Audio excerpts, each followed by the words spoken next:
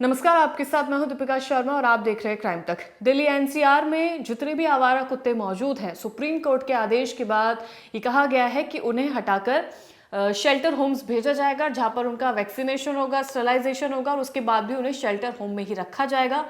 क्योंकि आवारा कुत्तों के जो काटने के केसेस हैं वो काफी ज्यादा सामने नजर आ रहे हैं। यानी कि ज्यादातर जो देखा गया है, जितने भी मामले दर्ज हुए हैं या जितनी भी मौत हुई है, वो 15 साल के कम उम्र के बच्चों के साथ ये पूरा हादसा हुआ है। जिसके बाद से सुप्रीम कोर्ट ने फैसला लिया है कि इन आवारा कुत्तों को सड़कों से हटाया जाएगा, दिल्ली एनसीआर की सड़कों से हटाया जाएगा और शेल्टर होम में भेजा जाएगा, जहां पर उनका ध्यान रखा जाएगा।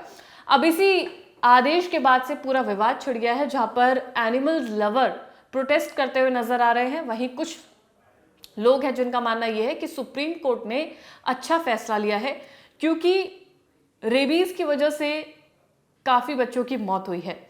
और जाहिर सी बात है, कई ऐसी वीडियोस भी लगातार हमने देखी है जहां पर कुत्तों ने अटैक किया है, चाहे फिर वो पालतू कुत्ते हो या आवारा कुत्ते हो। फिलहाल जो आदेश है वो आवारा कुत्तों को लेकर लिया गया है। अब इसी बीच जो अपडेट सामने आया है वो ये आया है कि चीफ जस्टिस ऑफ इंडिया ने ये कहा है कि वो इस मैटर में फिर से देखेंगे। यानी कि सुप्रीम कोर्ट ने जो फैसला लिया है उसमें वो फिर से देखेंगे कि क्या कुछ हो सकता है।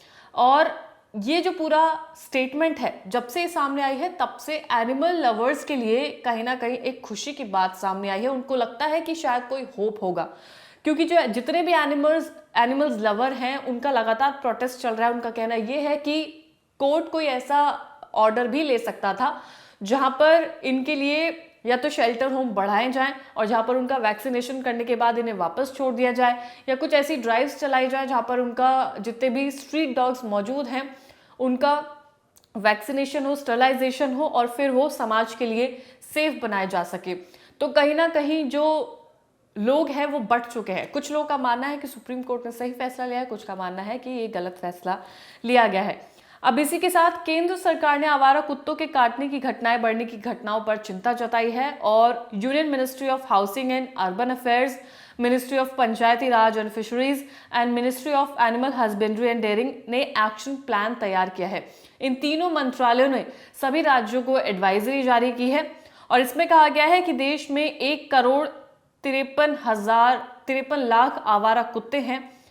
यानी कि पूरे देश का आंकड़ा बताया जा रहा है, जिनमें से 70% का वैक्सीनेशन, स्टरलाइजेशन 1 साल में करने का टारगेट रखा गया है इन तीनों मंत्रालय ने।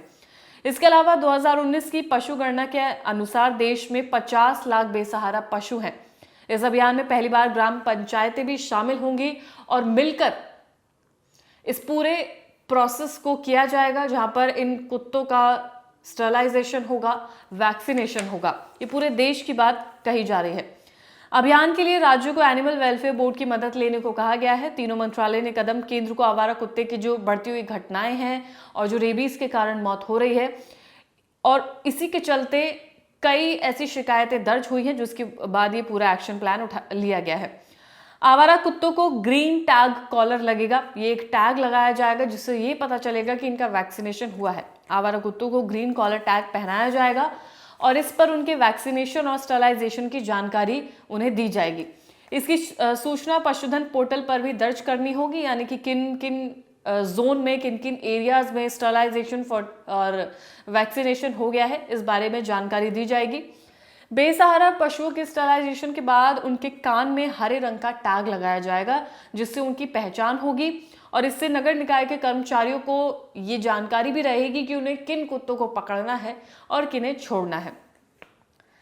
सुप्रीम कोर्ट ने आवारा कुत्तों को शेल्टर होम में भेजने के निर्देश दिए हैं। ये जो पूरा फैसला है उसके बाद से पूरा एक डिबेट का माहौल बन चुका है। कोर्ट ने हिदायत दी है कि कुत्ते सड़कों पर वापस नहीं लौटेंगे और उन्हें शेल्टर होम में रखा जाएगा। इसके बाद राजस्थान हाई कोर्ट ने भी सोमवार को शहरी सड़कों से आवारा कुत्तों और पशु हटाने का आदेश दिया है। सुप्रीम कोर्ट की जस्टिस जेबी पारदीवाला और जस्टिस आर महादेवन की बेंच ने आवारा कुत्तों के बच्चे पर हमले की खबर के बाद खुद ही नोटिस लेकर इस पर सुनवाई की थी और उसके बाद ये कड़ा फैसला लिया गया। कोर्ट ने इस काम में बाधा डालने वाले लोगों के खिलाफ सख्त कार्रवाई देने के आदेश भी दे दिए हैं। यानी कि अगर कोई भी इसमें बाधा बनता है या आवाज़ उठाई जाती है ये कहकर कि सुप्रीम कोर्ट का फैसला गलत है या फिर इन तमाम कुत्तों को नहीं पकड़ा जाना चाहिए, शेल्टरों में नहीं भेजा जाना चाहिए, तो इसके लिए सख्त कार्रवाई की चेतावनी दी है। कोर्ट ने कहा कि कोई व्यक्ति या संगठन बाधा बना तो अवमानना की कार्रवाई की जा सकती है। कोर्ट ने एनिमल लवर्स को आड़े हाथ लेते हुए सवाल किया। 2 सवाल उन्होंने किए। उन्होंने कहा कि क्या वो रेबीज के शिकार बच्चों को वापस ला सकते हैं, यानी कि जिन लोगों की रेबीज के चलते मौत हुई है क्या वो वापस आ सकते हैं, क्या बच्चों को किसी भी कीमत पर रेबीज नहीं होना चाहिए, ये सुप्रीम कोर्ट ने कहा है। यानी कि वो उस सुप्रीम कोर्ट का मानना है, बेंच का मानना है कि ना तो उन लोगों को वापस लाया जा सकता है जिनकी रेबीज के कारण मौत हुई है, और बच्चों को किसी भी वजह से रेबीज नहीं होना चाहिए, ये उन्होंने सख्त स्टेटमेंट जारी की है। कोर्ट ने इसे बेहद चिंताजनक और डराने वाला बताया है। इससे पहले पशुपालन राज्य मंत्री एसपी सिंह बघेल ने 22 जुलाई को लोकसभा में बताया था कि 2024 में 37 लाख से ज्यादा डॉग बाइट्स के मामले आए हैं। इसके अलावा 54 लोगों की इसमें रेबीज के कारण मौत हुई है। अब इसी से जुड़ा एक किस्सा 1880 दशक का है जो अभी एकदम से वायरल होने लगा है, ट्रेंड करने लगा है, लोग इसके बारे में जानना भी चाहते हैं। दरअसल 1800 के दशक में कुत्तों को रेबीज, पिस्सू और गंदगी फैलाने वाले खतरनाक जीवों के रूप में देखा जाता था। उस समय पेरिस की सड़कों पर बड़ी संख्या में कुत्ते घूमते थे।